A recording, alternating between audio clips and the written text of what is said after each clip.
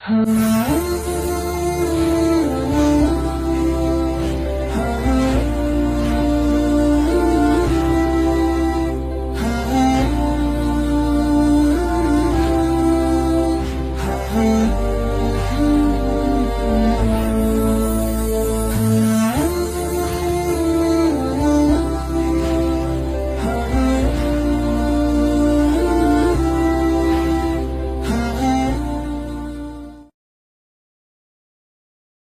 سيئات أعمالنا من يهده الله فلا مضل له ومن يضلل فلا هادي له وأشهد أن لا إله إلا الله وحده لا شريك له وأشهد أن محمدا عبده ورسوله أما بعد فإن خير الحديث كتاب الله وخير الهدي هدي محمد صلى الله عليه وسلم وشر الأمور محدثاتها وكل محدثة بدعة وكل بدعة ضلالة وكل ضلالة في النار.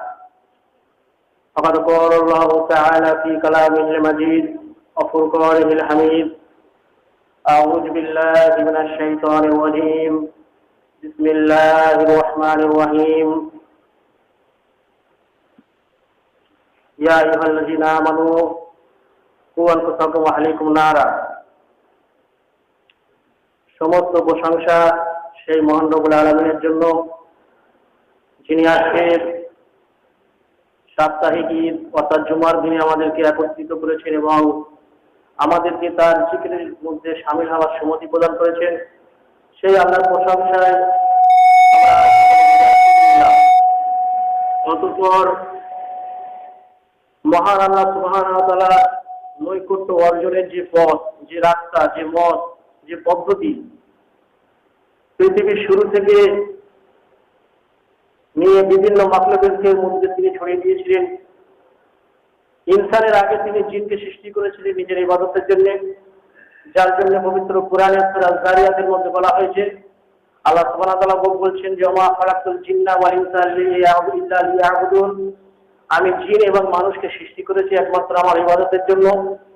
এই জিন আর মানুষকে আল্লাহ সুবহানাহু ওয়া তাআলা সৃষ্টি করেছেন তার বিশেষ ইবাদতের জন্য। এছাড়া যে অন্যান্য মাখলুক অর্থাৎ পৃথিবীতে আনাচে কানাচে, জমিনের উপরে, পানির নিচে, পাহাড়ের উপরে, এমনকি বিভিন্ন পাথরের বিরাট বিরাট পাথর, সেটা যদি ভাঙা হয় দেখা যাবে তার ভেতরেও জীব রয়েছে। তারা পর্যন্ত আল্লাহর ইবাদত করে, আল্লাহর জিকির আজকার করে, কিন্তু আমরা শুনতে পাই না, আমরা তাদের ভাষা বুঝতে পারি না। আল্লাহ সুবহানাহু ওয়া তাআলা সুলাইমান আলাইহিস সালামকে বিশেষ জ্ঞান দিয়েছিলেন, যিনি পশু পাখিদের ভাষা বুঝতে পারতেন এবং পিপীলিকার যে মুখের শব্দ সেটা শোনারও তাকে কান দিয়েছিলেন। তো বলা যেতে পারে আল্লাহ সুবহানাহু ওয়া তাআলার কাছে শুনিয়ে দিয়েছিলেন। সূরা নামল, পিপীলিকা বলে একটা সূরা আছে পবিত্র কোরআনের মধ্যে, সেটা যদি আমরা পড়ি তাহলে বুঝতে পারবো। তো পিপীলিকা পর্যন্ত আল্লাহর ইবাদত করে, পৃথিবীর আনাচে কানাচে যত জীব জন্তু আছে সবাই আল্লাহর ইবাদত করে, প্রশংসা করে, আল্লাহ সুবহানাহু ওয়া তাআলার হামদ করে যে আমাকে আল্লাহ সুবহানাহু ওয়া তাআলা জীবন দিয়েছে। কিন্তু খাস করে জিন এবং মানুষকে যেটা দেওয়া হয়েছে, পৃথিবীতে বিচরণ করার শক্তি দান করা হয়েছে এদেরকে সারা পৃথিবীতে, এবং অন্যান্য জীবগুলোর উপরে এদের প্রাধান্যতা দেওয়া হয়েছে। আর সবচেয়ে প্রাধান্যতা দেওয়া হয়েছে এই মানুষকে, এরা জিনের উপরেও শক্তিশালী। আল্লাহ সুবহানাহু ওয়া তাআলার কালাম অবতীর্ণ হয়েছে মানুষের উপরে। এই কালাম আদম আলাইহিস সালাম থেকে নিয়ে মুহাম্মদ রাসূলুল্লাহ সাল্লাল্লাহু আলাইহি ওয়াসাল্লাম পর্যন্ত সমস্ত নবী এবং রাসূলগণ বহন করেছেন, মানুষের কাছে পৌঁছে দিয়েছেন বার্তা যে কোন পথটা উত্তম, কোন পথে চললে পরে আল্লাহ সুবহানাহু ওয়া তাআলার সন্তুষ্টি অর্জন করা যাবে এবং ইহকালে এবং পরকালে কল্যাণ পাওয়া যাবে। সেই অসংখ্য নবী এবং রাসূলগণ তাদের দায়িত্ব পালন করেছেন এবং সেই সমস্ত নবী ও রাসূলগণ ছিলেন নিজ নিজ এলাকার জন্য, সারা পৃথিবীবাসীর জন্য নয় বা সারা দেশবাসীর জন্য নয়। এমন এমন সময় ছিল যে একই সময় পৃথিবীর আনাচে কানাচে বিভিন্ন নবী এবং রাসূল রয়েছে, 40 জন পর্যন্ত নবী ছিল একসঙ্গে পৃথিবীর বিভিন্ন আনাচে কানাচে। তো তাদেরকেও বনী ইসরাইল গোত্ররা এত অত্যাচারী কওমকে হত্যা করেছিল। অতঃপর আমাদের নবী, শেষ নবী সর্বকালের শ্রেষ্ঠ মানব নবীদের নবী মুহাম্মদ রাসূলুল্লাহ সাল্লাল্লাহু আলাইহি সাল্লামকে প্রেরণ করা হলো।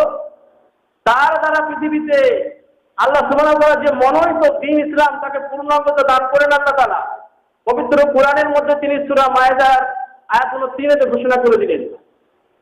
আর মহানবী সাল্লাল্লাহু আলাইহি সাল্লামকে কোনো গোত্রের জন্য কোনো কওমের জন্য খাস করে প্রেরণ করা হয়নি। ওয়া মা আরসালনাকা ইল্লা রাহমাতাল লিল আলামিন বলা হয়েছে। অর্থাৎ মুহাম্মদ সাল্লাল্লাহু আলাইহি ওয়াসাল্লাম সারা পৃথিবীর জন্য দয়াস্বরূপ কেন? তাকে আমরা পেয়ে আমরা পথ পেয়েছি। যদি তাকে না প্রেরণ করা হতো, যদি তিনি মেহনত না করতেন, যদি তিনি সত্যের প্রচারের জন্য মার না খেতেন, তাহলে কিন্তু আজকে আমরা আমাদের কাছে সত্য পৌঁছাতো না। তো সেই মহাপুরুষ এবং তার বংশধরদের উপরে অবতীর্ণ অসংখ্য দরুদ ও সালাম, আল্লাহুম্মা সাল্লি আলাইহি আল্লাহুম্মা বারিক আলাইহি। এখন বর্তমান যে সময়টা, এটা হচ্ছে জিলকাদ মাস, আর সামনে হচ্ছে জিলহিজ্জার মাস আসছে। তো বিশেষ একটা করণীয় চারিদিকে লক্ষ্য করে যাচ্ছে, সেটা হলো ইসলামে 5টি জিনিস ফরজ করা হয়েছে। সাধারণ মানুষের উপরে 3টি ফরজ, আর যারা আল্লাহ সুবহানাহু ওয়া তাআলা বিশেষ রহমত পেয়েছেন, দয়া পেয়েছেন, নিয়ামত পেয়েছেন, অর্থাৎ যাদেরকে আল্লাহ সুবহানাহু ওয়া তাআলা ধন দৌলত দিয়েছেন, তাদের উপরে অতিরিক্ত 2টি ফরজ। 5টি ফরজের মধ্যে প্রথম যে 3টি হচ্ছে কালিমা, অর্থাৎ তাওহীদ। এই তাওহীদের উপরে ঈমান সবাইকে রাখতে হবে। তাওহীদের যে গুরুত্ব সেটাকে সবাইকে পালন করতে হবে। তাওহীদের বিপরীত শব্দ হচ্ছে শিরক। এই শিরকের মধ্যে লিপ্ত যে ব্যক্তি হবে সে জাহান্নামী হবে। দ্বিতীয় ফরজ হচ্ছে নামাজ। যে ব্যক্তি আল্লাহ সুবহানাহু ওয়া তাআলার উপরে ঈমান আনবে তাকে 5 ওয়াক্ত সালাত বা নামাজ আদায় করতেই হবে। যে ব্যক্তি এটা পড়বে না বা আদায় করবে না, সেই ব্যক্তি ইসলাম থেকে খারিজ হয়ে যাবে, অর্থাৎ তাকে কাফির বলা হয়েছে। অনেক হাদিস আছে। আমরা আজকে তো দেখছি অধিকাংশ মুসলিমদের অবস্থা। কালকে আমার এক ভাইয়ের সঙ্গে কথা হচ্ছিল, সমস্ত নেক কাজ করি কিন্তু নামাজটা পড়তে পারি না, বলে কি আমার ইবাদত আমি কি ফলাফল পাবো না? আমি বললাম না, কারণ নামাজটা হচ্ছে ইমানের পূর্ণতর রূপ। সাহাবায়ে কেরামগণ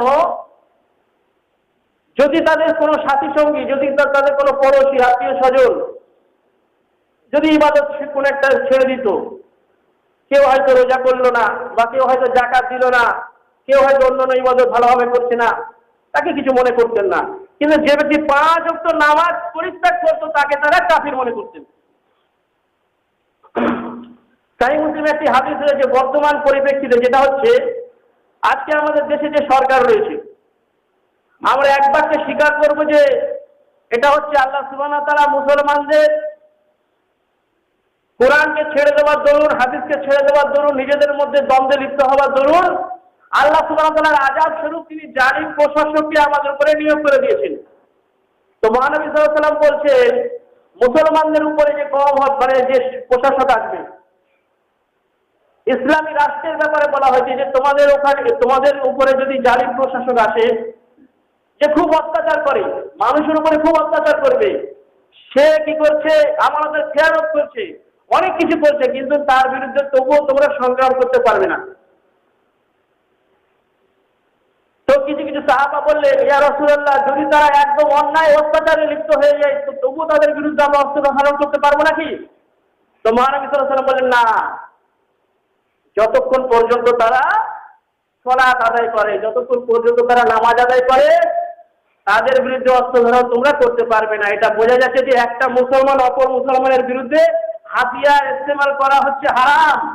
আর যে প্রশাসক সে জালিম, সে অত্যাচারী, সে আমাদের খেয়ানত করছে, কিন্তু সে নামাজ যদি আদায় করে সে কিন্তু মুসলিম থেকে খারিজ হচ্ছে না, তাই তার বিরুদ্ধে অস্ত্র ধারণ করা যাবে না। তাহলে নামাজের এত গুরুত্ব, যদি সে নামাজ পরিত্যাগ করে দেয় তাহলে তার বিরুদ্ধে অস্ত্র ধারণ করা যাবে। আজকে আমাদের উপরে যে প্রশাসক নিয়োগ করা হয়েছে, তো তার তো নামাজি হওয়ার কোনো প্রশ্নই ওঠে না। কিন্তু যারা ইসলামের শাসক অনেক জায়গায় আছে, তারা নামাজ আদায় করে না, তো তাদের বিরুদ্ধে অস্ত্র ধারণ করা যাবে।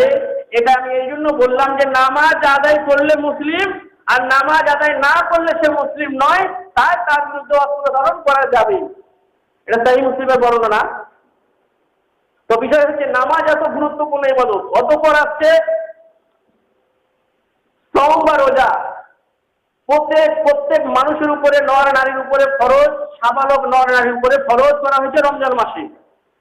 কিন্তু এর পরের দুটি পাঠ, যাকাত সবার জন্য না, ফরজ না। নির্দিষ্ট পরিমাণ অর্থ থাকতে হবে। ওসর আজকে কজন আদায় করে আমি তো খুঁজে পাই না ওসর দাতাদের। জাকাত দিতে হবে। মালধন যারা অর্জন করছে, ব্যবসা বাণিজ্য যারা করছে, নির্দিষ্ট পরিমাণ আজকে যদি স্বর্ণের দাম হিসাব করতে হবে, আজকের দিনেতে যদি 30,000 টাকা ভরি হয়, 85 গ্রাম স্বর্ণের কত দাম হচ্ছে যদি কারোর কাছে মজুদ থাকে 1 বছর অতিবাহিত হয়ে যাবার পর, তবে তার উপরে জাকাত ফরজ, নচেত জাকাত ফরজ নয়। এবারে হজ, এটা হজ্জের মৌসুম চলছে। হজ কার উপরে ফরজ? যে ব্যক্তির এমন অর্থ আছে, তার দায়িত্ব মধ্যে তার স্ত্রী, তার পুত্র, তার সন্তান, তার আরো বোন ভাই রয়েছে, তাদের অভিভাবকত্ব সে করে। তার এমন ধনদৌলত হয়েছে যে সে সুদূর আরবের মধ্যে যাবে, মক্কায় হজ পালন করবে, যত পদ্ধতি আছে সবকিছু পালন করে শেষ করে আবার ফিরে আসবে বাড়িতে। এই যাওয়া এবং আসা পর্যন্ত এমন টাকা পয়সা সে রেখে যাবে, তার অধীনে যারা আছে তাদের খাওয়া পড়ার কোনো অসুবিধা হবে না, তার উপরে হজ খরচ। অনেকে দেখা যায় যে কি করছে, হজ করব টাকা চাঁদা তুলছে, না, তার তো হজ খরচ হয়নি। হজ তার উপরে খরচ। তো বর্তমানে যেটা হজের ব্যাপারে দেখা যাচ্ছে, কিছু বিদাত উৎপন্ন হয়েছে। সেটা হচ্ছে যে বর্তমানে মানুষ হজে যাচ্ছে, হজে যারা যাবে তাদের কর্তব্য কি? মহানবী সাল্লাল্লাহু আলাইহি সাল্লাম বলছেন, মকবুল হজ, কবুল হজের বিনিময় জান্নাত ছাড়া কিছু নয়। যার হজ কবুল হয়ে যাবে সে অবশ্যই জান্নাতে প্রবেশ করবে। কিন্তু বর্তমানে দেখা যাচ্ছে, প্রথম আমি বলবো যে হজে যাচ্ছে, হজ থেকে আসার পরে সে হয়তো শেখ আব্দুল জব্বার হয়ে যাচ্ছে হাজী শেখ আব্দুল জব্বার, আলহাজ শেখ হাজী আব্দুল জব্বার।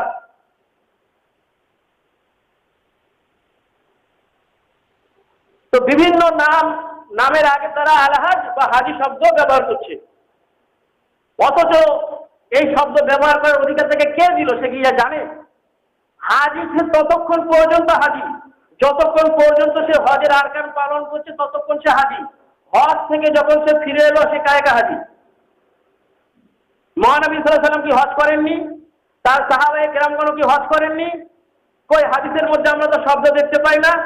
হাজী মুহাম্মদ রাসূলুল্লাহ সাল্লাল্লাহু আলাইহি সাল্লাম, হাজী আবু বকর রাদিয়াল্লাহু তাআলা আনহু, হাজী ওমর ফারুক রাদিয়াল্লাহু তাআলা আনহু, হাজী উকবা রাদিয়াল্লাহু তাআলা আনহু, শব্দ দেখা যায় না তো। বর্তমানে আরব দেশের এবং আশপাশে যত দেশগুলো আছে, নাইজেরিয়া বা আরো অন্যান্য দেশগুলো যেগুলো আছে, সিরিয়া, তাদের সকলে হজ করে। এমনকি হজ না করা পর্যন্ত অনেকে বিয়েই করে না। কিন্তু তাদের নামের আগেও কিন্তু হাজী শব্দ, আলহাজ শব্দ দেখা যায় না। এই আমাদের ভারত, পাকিস্তান, বাংলাদেশের লোকেরা এত রিয়াকারী, এরা মানুষকে বোঝাতে চায় যে আমি হজ করে এসেছি, নামের আগে টাইটেল বসিয়ে দিল হাজী, নামের আগে টাইটেল বসিয়ে দিল আলহাজ। এই অধিকার কে দিয়েছে তোমাকে? এটা এই জন্য করছে যে আমি সারা জীবন সে নামাজ পড়ে না। আমি দেখেছি, অনেককে দেখেছি সারা জীবন নামাজ পড়ে না, হজে যাবে, পয়সা হয়েছে, কি করে হচ্ছে হজে যাবে। অনেক কম লোক আছে, অনেক কম মানুষ আছে যারা হজে যায় যে আল্লাহ আমার উপরে হজ খরচ করেছে, যদি আমি হজ না করি আমার হয়তো আযাব হবে, এই ভয়েতে হজে যাই। আমি দর্শন করব, কাবার জিয়ারত করব, হজের আরকান পালন করব, নেকি অর্জন করব, জান্নাত পাবো, আমার গুনাহ সমস্ত মাফ হবে, এই আশায় খুব কম মানুষ হজে যায়। বেশিরভাগ মানুষ হজে যাচ্ছে কিসের জন্য? আমার পয়সা হয়েছে, লোকে খারাপ করবে হজে না গেলে। আর কিসের জন্য? একবার ঘুরেই আসি না, সবাই যাচ্ছে। এই দুটো কোয়ালিটির মানুষ বেশি। এরা সারা জীবন নামাজ পড়ে না, এমনকি জুম্মার নামাজ পর্যন্ত অনেকে পড়ে না, হজে যাবার 1 মাস আগে থেকে বা রমজান থেকে নামাজ ধরে। অনেককে আমি দেখেছি দাড়ি রাখা হচ্ছে ওয়াজিব, টুপি পরা সুন্নত নয়। টুপি পরা আর পাগড়ি পরা এটা হলো ইসলামী সাজ। এই আরবের লোকেরা কি করে? আরবে খ্রিস্টান আছে, এখনো এখনো পর্যন্ত আরবে খ্রিস্টান আছে, গির্জা আছে। আপনি যে চলে যান তাদেরকেও দেখবেন লম্বা পাঞ্জাবি, মাথায় পাগড়ি দেওয়া, মাথায় টুপি দেওয়া। কেন? এটা তাদের পোশাক। একটাও এরকম প্রমাণ নাই যে মহানবী সাল্লাল্লাহু আলাইহি সাল্লামের কাছে এসে কোন সাহাবা তার পূর্বের জীবন থেকে তওবা করে ইসলাম কবুল করেছে আর তিনি বলেছেন তোমার পোশাকটা চেঞ্জ করো। এর প্রমাণ পাওয়া যাবে না। মুহাম্মদ সাল্লাল্লাহু আলাইহি সাল্লামের যে পোশাক ছিল আবু জেহেলেরও সেই পোশাক ছিল, মুহাম্মদ রাসূলুল্লাহ যে পোশাক ছিল আবু লাহাবেরও সেই পোশাক ছিল। কারণ এটা হলো আরবের পোশাক। আরবের লোকেরা মাথাটাকে উদম থাকা, মাথাটাকে খোলা থাকা নিজেদের অসম্মানজনক বোধ করে, যার জন্য তারা মাথাটাকে ঢেকে রাখে। একটা হাদিসের মধ্যে এটা পাওয়া যাবে না যে টুপি না পরলে নামাজ হবে না। অথচ আপনি আমাদের মাঝহাবি ভাইদের ওখানে চলে যান, আপনার যদি মাথায় টুপি না থাকে তারা টুপি পরিয়ে দেবে। একটা মসজিদে একটা দৃশ্যের কথা বলছি, আমার স্মরণ পড়লো। একটা ছেলে, তার এখনো দাড়ি গজায়নি, সে নামাজ পড়ছে খালি মাথায়। আর একটা ব্যক্তি ঢুকে কি করলো, তার মাথায় একটা তাল পাতার টুপি পরিয়ে নিল। সে ফট করে ফেলে দিয়ে নামাজটা পড়লো। নামাজ পড়ে সে দিকে তাকাচ্ছে, আর ও বলছে কি একটু তো আমার টুপি নেই। ও বলছে ভাই তুই দাড়ি কই? চুপ হয়ে গেল। তো দাড়ি রাখাটা হচ্ছে ওয়াজিব, টুপি পরাটা সুন্নত প্রমাণ নাই। টুপি আল্লাহ রাসূল সাল্লাল্লাহু আলাইহি ওয়াসাল্লাম পরেছেন, সাহাবায়ে কেরামরা পরেছেন, তাদের সাজ বলে পরেছেন। মানুষ যে টুপি পরে কি করে, মসজিদে ঢুকলো টুপিটা পরলো, মসজিদ থেকে বেরোলো টুপিটা খুলে পকেটে নিয়ে নিল। টুপি যদি আপনি পরেন আপনি খুলতে পারবেন না, আপনাকে সবসময় পড়তে হবে। এটা হচ্ছে ইসলামী রীতি। আচ্ছা গেল, ওটা ওর কথা আমি বাদ দিলাম।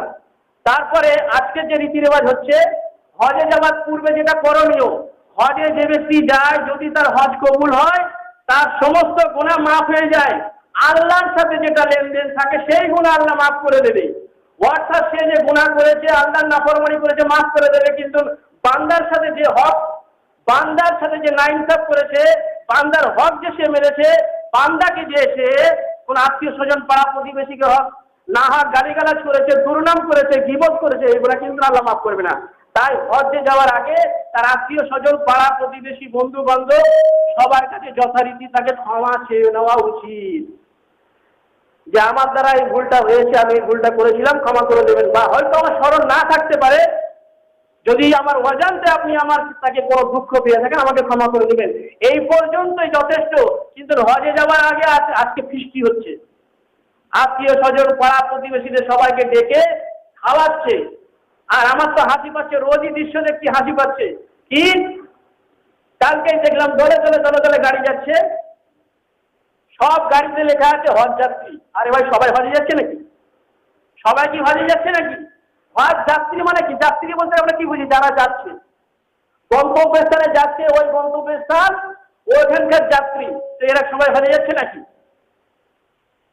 একজন হজে যাবে, তাকে এয়ারপোর্টে পৌঁছাতে তার সঙ্গে 100-150 লোক যাচ্ছে। আর তার সঙ্গে কি হচ্ছে, তারা যাচ্ছে, যাদেরকে নিয়ে যাচ্ছে তাদের সঙ্গে মহিলারা যাচ্ছে, তাদের মাথায় কাপড় নেই, বুকে ওড়না নেই। হজে যেতে যেতে গোনা মাপের তো দূরের কথা, সে নিজে নেকি তো দূরের কথা, গোনা কিনে নিয়ে যাচ্ছে। গোনার বোঝা মাথায় নিয়ে এসে হজে যাচ্ছে, তার গোনা কি করে মাফ হবে? তার হজ কিভাবে কবুল হতে পারে? হজ যাত্রী, একজন হজে যাচ্ছে আর সকলে মিলে তাকে এয়ারপোর্টে পৌঁছতে যাচ্ছে, সকলে হয়ে গেল যাত্রী। অথচ তারা যে যাচ্ছে ওই যাত্রী হয়ে যাচ্ছে, তার সঙ্গে সারাদিনে 5 ওয়াক্ত নামাজ তারা কেউ পড়ে না।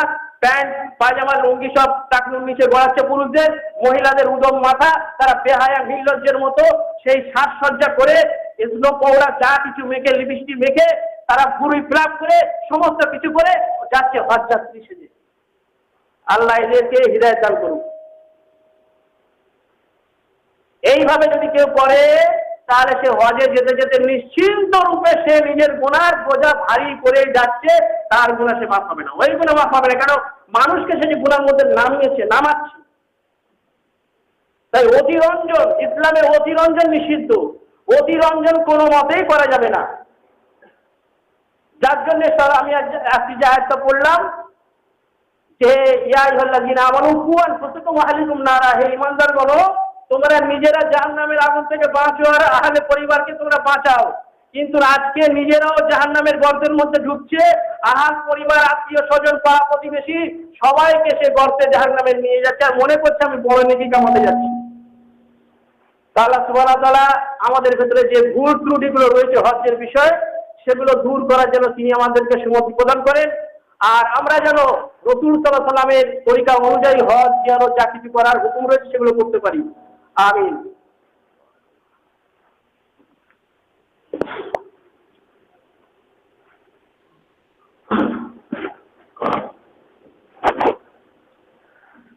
আলহামদুলিল্লাহ ওয়া হাদা ইবাদাতিল্লাহি বা'দা ওয়াসসালাতু ওয়াসসালামু আলা রাসূলিল্লাহ। এবারে দেখা যাক হজ্জে তো এত নেকি যে মহানবী সাল্লাল্লাহু আলাইহি ওয়াসাল্লামের বুখারী ও মুসলিমের হাদিস যে মহানবী সাল্লাল্লাহু আলাইহি ওয়াসাল্লাম বলছেন কবুল হজ্জের বিনিময় জান্নাত ছাড়া কিছু নয়। তো হজ্জের অনেক সওয়াব, তাহলে হজে যেতে পারবে কারা? যাদের টাকা পয়সা আছে, অর্থ আছে, ধন দৌলত আছে তারা যেতে পারবে। একটা সাধারণ মানুষ যে খাটে আর খায় সে হজে যেতে পারবে না, কিন্তু তার মনের মধ্যে একটা বাসনা থাকে যে আল্লাহ রাসূল সাল্লাল্লাহু আলাইহি ওয়াসাল্লাম বা আল্লাহ সুবহানাহু ওয়া তাআলা যে বিধান দিয়েছেন এই হজের বিধান, এই হজটা যদি কবুল হয়ে যায়, হজের যদি যে ব্যক্তি নেকি পাবে তার সমস্ত গুনাহ মাফ হয়ে গেল, সে ব্যক্তি জান্নাত পাবে, আমি কি এটা পাবো না? মহানবী সাল্লাল্লাহু আলাইহি ওয়াসাল্লাম তার শরীয়তের মধ্যে সমস্ত কিছু বিধান দিয়েছেন। আপনি হজে না গিয়েও আপনার উপরে হজ ফরজ হয়নি, আপনি হজে না গিয়েও হজের সওয়াব লাভ করতে পারেন। নির্দিষ্ট কিছু আমল আছে। এখানে আসার আগেই আমি সহিহ ইবনে খুজাইমা হাদিস নম্বর 757 অনুবাদ করছিলাম, আর তার ব্যাখ্যায় সহিহ মুসলিমের হাদিস নম্বর 770 এবং তিরমিজি হাদিস নম্বর 585 585 বা 86 বিস্তারিত হাদিস যেটা তিরমিজিতে আছে সেটা হচ্ছে বর্তমানে তো দেখা যায় যে 11 মাস যারা ফজরের আজান, এখন 5টার পরে সূর্য উঠে যাচ্ছে, এখন তারা নামাজ পড়ছে 4:45টায়, কিন্তু রোজার মাস হলে কি করে 1 মাস 3:40 বা 45 আজান হয়ে যায়, আর 4টের মধ্যে 4:15টার মধ্যে নামাজ পড়ে সবাই ঘুমিয়ে যায়। কিন্তু বাকি 11 মাস তারা নামাজ পড়ে কখন? 4:05 বা 4:50 এখন নামাজ পড়ছে। যেই নামাজের সালাম ফিরবে বসে বসে জিকির আজকার করতে করতে তাদের ওই সম্মিলিত বিদাতি মোনাজাত করতে করতে সূর্য দেখা যাচ্ছে উঠে গেছে। এরকম নামাজ কিন্তু আল্লাহ রাসূল সাল্লাল্লাহু আলাইহি ওয়াসাল্লাম জীবনে পড়েননি। বুখারী ও মুসলিমে যে হাদিস দ্বারা বোঝা যায় যে মহিলারা আল্লাহ রাসূল সাল্লাল্লাহু আলাইহি ওয়াসাল্লামের পেছনে ফজরের নামাজ পড়তে যেতেন, আর তারা নামাজ শেষ করে যখন ফিরতেন অন্ধকারের কারণে তাদেরকে চেনা যেত না, যে এটা কার স্ত্রী, এটা কার বোন, কেউ কাউকে চিনতে পারতো না, এত অন্ধকার থাকতো, ঘুটঘুটে অন্ধকার থাকতো। অর্থাৎ এখন আজকের দিনে ফজরের ওয়াক্ত হচ্ছে 3:45, তো আজান হবে আমাদের তো মানে অধিকাংশ মসজিদে কি করা হয় 8 ঘন্টা দেওয়া হয়, অত দেওয়ার সময় উচিত নয়। ফজরের আজান হলো আপনি বাড়িতে সুন্নত পড়ুন, মসজিদটা ফরজ নামাজের জন্য, সুন্নত নফল নামাজের জন্য নয়। নফল নামাজ সাধারণ অন্য নফল নামাজের জন্য, খাস করে চাষের নামাজ পড়তে আসা যায় মসজিদে, কিন্তু সুন্নত নামাজ সাহাবায়ে কেরামগণ এবং নবী সাল্লাল্লাহু আলাইহি সাল্লাম বাড়িতেই আদায় করেছেন। ফজরের আজান হলো আপনি উঠে আপনার প্রস্রাব পায়খানা সেরে নিন, আপনি উজু করে 2 রাকাত ফজরের নামাজের আগে সুন্নত পড়ুন, অতঃপর আরেকটি সুন্নত রয়েছে, সেটা কি? ফজরের নামাজ পড়ে নিয়ে ফজরের নামাজের আগে 2 রাকাত সুন্নত যখন আদায় করলেন, ডান কাতে কিছুটা শোয়া, সামান্য কোন 2 মিনিট হোক 3 মিনিট হোক শুয়ে অতঃপর উঠে তারপরে মসজিদে আসবেন। তো পরবর্তীকালে দেখা গিয়েছে যখন মহানবী সাল্লাল্লাহু আলাইহি ওয়াসাল্লামের ইন্তেকাল হয়ে গিয়েছে, পরবর্তী যুগে সাহাবায়ে কেরামগণ কি করতেন, কিছু কিছু লোক তারা মসজিদে এসে ওই 2 রাকাত সুন্নত পড়ে আর ওই ডান কাতে শুতেন। তো উমর রাদিয়াল্লাহু তাআলা বলতেন কাউকে মারো, এখানে শোবার বিধান নেই, বাড়িতে সুন্নত পড়ে সেখানে শুয়ে তারপরে এসো। তো বাড়িতে সুন্নত পড়লেন, মসজিদে এসে গেলেন, ফরজ নামাজ জামাত শুরু হয়ে গেল, কতক্ষণ? খুব বেশি 20 মিনিট দেওয়া যেতে পারে। তো মহানবী সাল্লাল্লাহু আলাইহি ওয়াসাল্লামের আমল ছিল এবং তিনি সাহাবায়ে কেরামদেরকে নির্দেশ দিতেন কি, যে কি করো তোমরা ফজরের নামাজ জামাত সহকারে পড়ো। আমাদের তো দেখা যায় 5 ওয়াক্ত নামাজ পড়ার পরে পরেই, বিশেষ করে যার পরে কোনো সুন্নত নেই, আসরের পরে বা ফজরের পরে মানুষ চলে যায় বাড়িতে, গিয়ে আবার ঘুমিয়ে নেয়। কারণ আজকে আমাদের রুল রেগুলেশনটা যেটা হচ্ছে ইসলামী সিস্টেমের বাইরে। আমরা কি করি, রাত জাগরণ করি, রাত 12টা 1টা 2টোর সময় অধিকাংশ মানুষ ঘুমাতে যাচ্ছে। আর ফজর ত্যাগ, তারপরে আবার যারা ফজর পড়ে কোনো মতে উঠে শান্ত হয়ে ঘুমের মাধ্যমে ঘুমের নেশাতে সে ফজর পড়ছে, তারপরে আবার লম্বা ঘুম দিচ্ছে সকাল 9টা 10টা পর্যন্ত। এটা ইসলামী রুল নয়। আপনার এশার নামাজ হয়ে গেলে কোনো কাজকর্ম নয়, আপনি শুয়ে পড়ুন, তবে আপনি ফজর ধরতে পারবেন। তাহাজ্জুদ নামাজের জন্য উঠতে পারবেন, তবে নিয়মিত তাহাজ্জুদ নামাজ তবে আদায় করতে পারবেন, নচেত আপনার দ্বারা সম্ভবই না। আপনি যদি রাত 12টায় ঘুমাতে যান তাহলে কিভাবে সম্ভব ফজরের 1 ঘন্টা বা 1.5 ঘন্টা আগে উঠে তাহাজ্জুদ পড়বেন? তো মহানবী সাল্লাল্লাহু আলাইহি ওয়াসাল্লাম এবং সাহাবায়ে কেরামদের যেটা রুল রেগুলেশন ছিল, তারা ফজরের নামাজ পড়তেন, নামাজ পড়ে যে জায়গায় ফরজ নামাজ পড়েছেন ওই জায়গায় বসে যেতেন, কেউ উঠবে না। বিভিন্ন জিকির আজকার আছে, ওই জিকির আজকার করতে থাকতেন। বিভিন্ন ভাবে জিকির আজকার করা যায়, বিভিন্ন দোয়া রয়েছে। তো সেই দোয়াগুলো পাঠ করতে সূর্য যখন উদয় হয়ে গেল তখন তারা সেই জায়গা ত্যাগ করতেন। তো এর নেকি কি রয়েছে, সওয়াব কি রয়েছে, আর একটু বেশি আমল করতে হবে। তিরমিজির হাদিস নম্বর 585, মহানবী সাল্লাল্লাহু আলাইহি ওয়াসাল্লাম বলছেন, যে ব্যক্তি জামাত সহকারে ফজরের নামাজ আদায় করলো, অতঃপর সেই জায়গা ত্যাগ করলো না, ওই জায়গাতে সে জমে বসে রইল, বসে থেকে সে কুরআন তেলাওয়াত করুক বা বিভিন্ন জিকির আজকার করুক, করতে সূর্য উদয় হয়ে গেল। সূর্য এতটা উদয় হয়ে গেল যে সূর্যের যে লাল রেখা সেটা কেটে গেল আর স্পষ্ট হয়ে রোদ বেরিয়ে পড়লো। তখন সে ওই জায়গায় যেখানে বসে আছে ওখানে উঠলো, উঠে 2 রাকাত নামাজ আদায় করলো। মকবুল হজের নেকি, মানে কবুল হজের নেকি। সাহাবায়ে কেরামগুলো সন্দেহ করছেন হয়তো আধা হজ নাকি তার থেকে কম হজ। তখন মহানবী সাল্লাল্লাহু আলাইহি ওয়াসাল্লাম 3বার বললেন, পরিপূর্ণ পরিপূর্ণ পরিপূর্ণ, অর্থাৎ পরিপূর্ণ হজের নেকি, কম নেকি না, একটা পরিপূর্ণ হজের নেকি সে পেয়ে গেল। সুবহানাল্লাহ। এত আল্লাহ সুবহানাহু ওয়া তাআলা আমাদেরকে সুযোগ দিয়েছেন, তাহলে প্রতিদিন যদি কোনো মানুষ এই আমলটা করার সুযোগ পায় তাহলে 360 দিন বা 55 দিন, আরবিতে যেটা হয় বছরে সে 360টা হজের নেকি পেয়ে যাবে।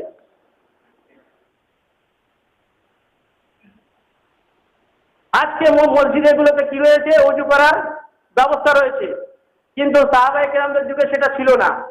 আর অনেক মসজিদে এখনো নাই।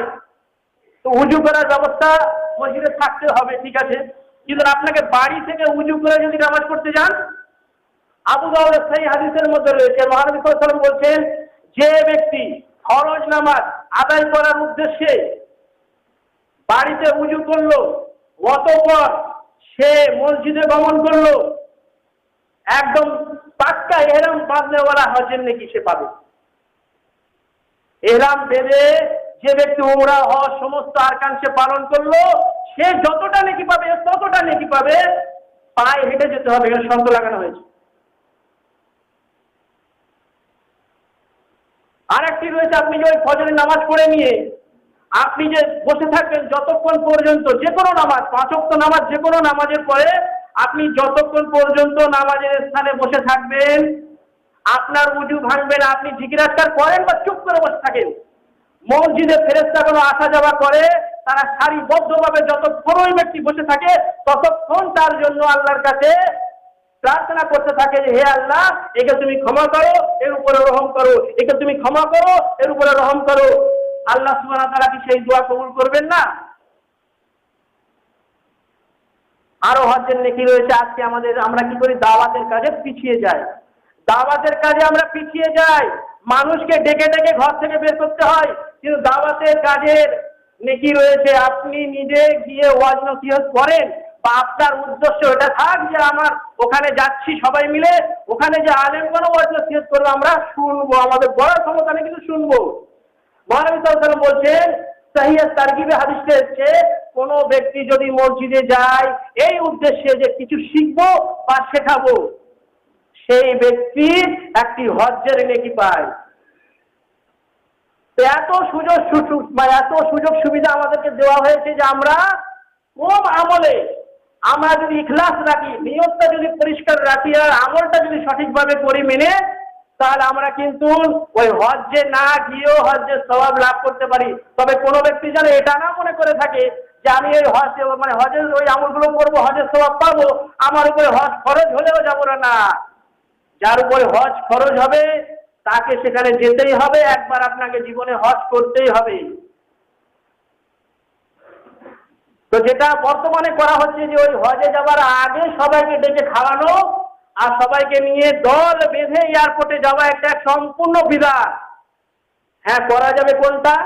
এখানে উল্টো রীতিনীতি। তো আজকে বর্তমানে মানুষদের মধ্যে উল্টো রীতিনীতি চলছে। করা যাবে কোনটা? যখন হজ থেকে আসবে, মহানবী সাল্লাল্লাহু আলাইহি ওয়াসাল্লাম বা সাহাবায়ে কেরামগণ যখন লম্বা সফরে যেতেন, অনেক দিন পর যখন বাড়িতে ফিরে আসতেন, তখন পাড়া প্রতিবেশী আত্মীয়স্বজনদেরকে কিছু খাওয়ানো যেতে পারে বা তাদের দাওয়াত করা যেতে পারে। কিন্তু এখানে যাওয়ার আগেই একদম হয়ে যাচ্ছে আমরা সবকিছু। তো আমাদের রীতিনীতিগুলো জানতে হবে, আর আমাদের ভেতরে যে ভুল রীতিনীতিগুলো প্রবেশ করে আছে সেগুলো আমাদেরকে একদম ঝেড়ে ফেলতে হবে। যদি মুসলিম হয় তাহলে মেনে নিতে হবে যে হ্যাঁ, এগুলো আমাদের ভেতরে অতিরঞ্জন চলছে, আর এই অতিরঞ্জনগুলো আমরা গ্রহণ করব না, এগুলোকে আমরা নিজেদের থেকে একদম দূরে ফেলে দেবো। আর যেগুলো শরীয়ত সম্মত সেগুলো আমরা গ্রহণ করব, সেগুলো আমরা আমলে পরিণত করার প্রচেষ্টা করব ইনশাআল্লাহ। আল্লাহ সুবহানাহু ওয়া তাআলা যেন আমাদেরকে সুমতি প্রদান করেন। আমিন ওয়া আখিরু দাওয়ানা আলহামদুলিল্লাহি রাব্বিল আলামিন। ইন্নাল্লাহা ওয়া মালাইকাতাহু ইউসাল্লুনা আলান নাবী ইয়া আইয়ুহাল্লাযীনা আমানু সাল্লু আলাইহি ওয়া সাল্লিমু তাসলিমা। আল্লাহুম্মা সাল্লি আলা মুহাম্মাদিন ওয়া আলা আলি মুহাম্মাদ কামা সাল্লাইতা আলা ইব্রাহিম ওয়া আলা আলি ইব্রাহিম ইন্নাকা হামিদুম মাজিদ। اللهم بارك على محمد وعلى آل محمد كما باركت على إبراهيم وعلى آل إبراهيم إنك حميد مجيد. ربنا تقبل منا إنك أنت السميع العليم وتب علينا إنك أنت التواب الرحيم. سبحان ربك رب العزة عما يصفون وسلام على المرسلين والحمد لله رب العالمين.